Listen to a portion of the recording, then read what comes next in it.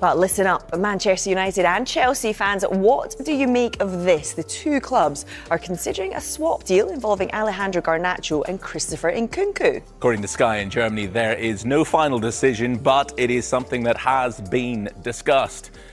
Manchester United have also been in discussions with Napoli over a transfer for Garnacho. He's a player Chelsea have been watching closely. The winger's agents were in attendance at Stamford Bridge on Monday. Well, as for Nkunku, before the talk of a possible swap with Garnacho, it's understood discussions have been held with intermediaries about a move to Old Trafford. Chelsea value Nkunku at around £70 million.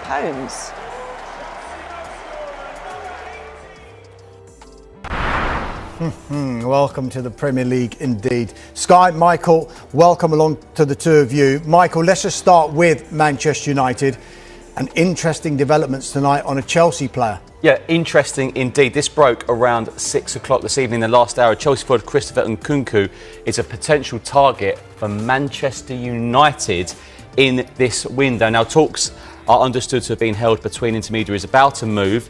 Now, they don't want to sell Nkunku, but it is thought they would be tempted to do business for £70 million.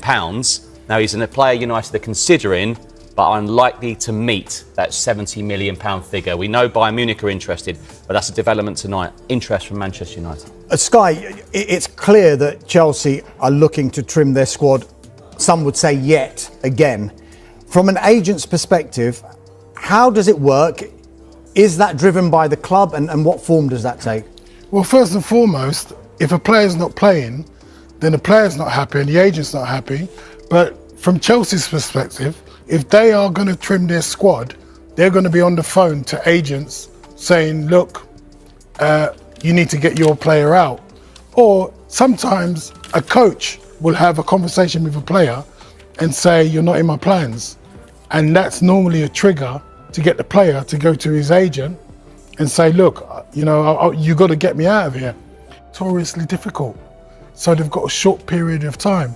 But you would expect that Chelsea would have been having conversations with agents and players, and the coach would have maybe had a conversation with a player well paired to get going within these 4 weeks. Is it a case that all of these agents are being called by the club individually saying, listen, we've got player A, B, C, D and E, and we need them out of the club. What clubs can you bring to the table? No, it comes in different forms.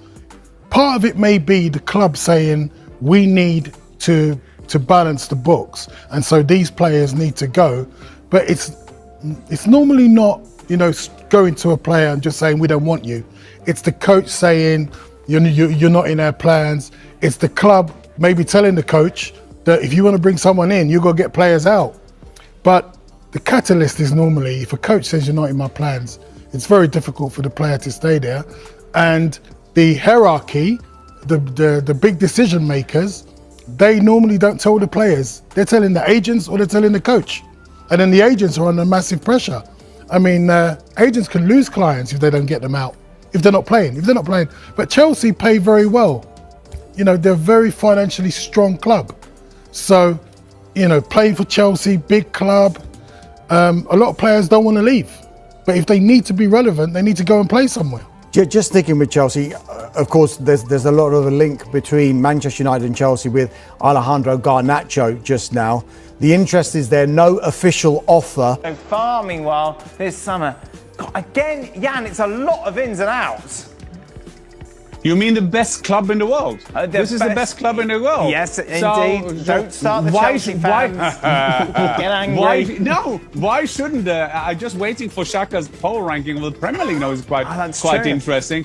But you have to say to them, they are fair to their kind of plan. They have a defined kind of players they want to get in. But when we now see that they are linked to Xavi Simons, I mean, that is Nkunku again, isn't it? I mean, yes, Nkunku had his injuries, but there is something about that. We were talking about how you spend your money. Go for the big ones, I understand. Go for the biggest talents, yes, I understand.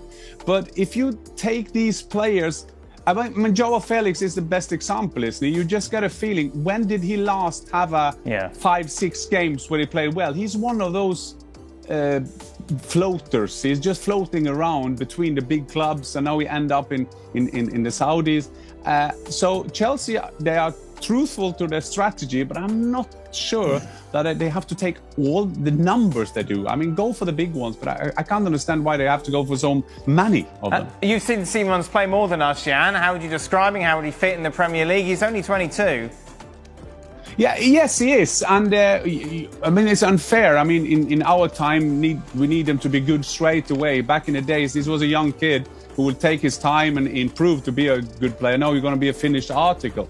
I'm not sure about Simons, that he will take the next step. How will he do Chelsea better?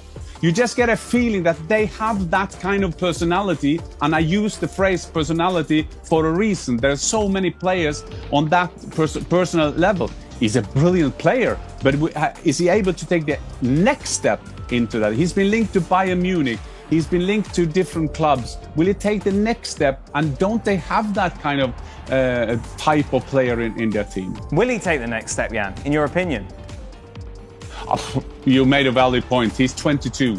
I mean, there are players now world class who were on loan. Martin Odegaard were on loan, came back, took the next step. Real Sociedad, captain of Arsenal. You never know by these players.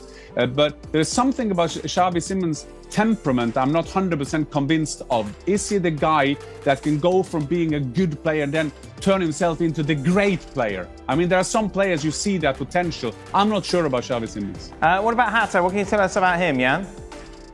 Ajax defender. They is that it? Yeah, we are talking about the same guy. Yes. I have to put on my glasses now. Yes. They say he's the biggest talent in Europe in terms of defense. I saw, because I knew we were going to talk a bit about him, so I did a bit searching here. Here it is anyway. And he's played 112 appearances in 3 seasons for the Ajax first team. He is 19. They say he's a good player. You see, he's 5'11". And that I do understand, because they say his weakness is headers. The aerial duels is his weakness. But they say in Holland, this is one of the biggest defender talents they've ever had, or for many years. So I guess that's what I mean about Chelsea. If you're interested in one of those, the Xavi Simons will be the guys you already have, you know. But this defender, they say, is the next big thing. So hopefully we'll see you in the Premier League. Will Chelsea be in the title race come May, Jan? But that's interesting now, the power ranking. If you do the transfer window now, you will go Liverpool, you will go Arsenal, you will go Chelsea, and then you will go Manchester City. Chelsea ahead and of that is, I think so now. They're the best club in the world, so they have to go for it. So yeah, Chelsea got to go for it. I'm not sure.